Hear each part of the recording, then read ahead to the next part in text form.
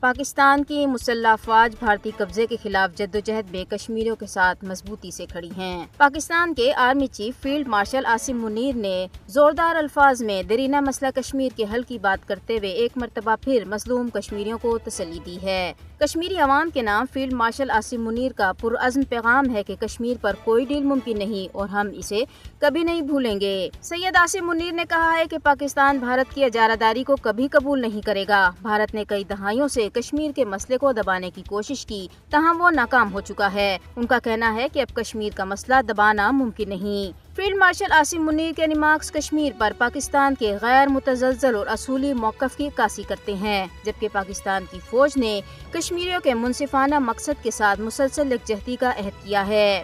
دہشت گردی بھارت کا اندرونی مسئلہ ہے، جس سے نظریں ہٹانے کے لیے بھارت فالس فلیگ آپریشنز کا سہارا لیتا ہے۔ بلوچستان میں بھی دہشت گرد فتنۃ الہندوستان ہیں، ان کا بلوچوں سے کوئی تعلق نہیں، بلکہ وہ بھارت کی پراکسی وار کا حصہ ہیں۔ البتہ کشمیر بھارت کا اندرونی معاملہ نہیں ہے، بلکہ عالمی سطح پر تسلیم شدہ تنازع ہے۔ پاک فوج کے بہادر بیٹے پاکستان اور مقبوضہ کشمیر میں اپنے بھائیوں کے دفاع کے لیے تیار ہیں۔ یہ پاکستان کی ثابت قدم حمایت ہی ہے، جس نے بھارتی جبر کے خلاف مزاحمت کرنے والے کشمیریوں کے حوصلے ہمیشہ بلند کیے ہیں۔ کل جماعتی حریت کانفرنس نے بھی کشمیر سے متعلق فیلڈ مارشل کے حالیہ واضح اصولی موقف کا خیر مقدم کیا ہے، جس نے کشمیری عوام کے دلوں میں امید کی ایک کرن روشن کر دی ہے۔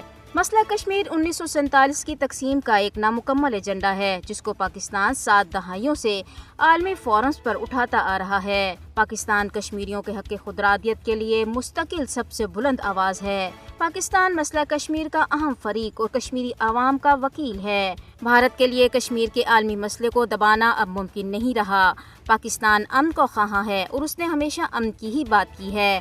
مسائل کو مذاکرات کی میز پر بیٹھ کر حل کرنا چاہیے۔ جموں کشمیر کے عوام بھی پاکستان کو اپنا نجات دہندہ سمجھتے ہیں۔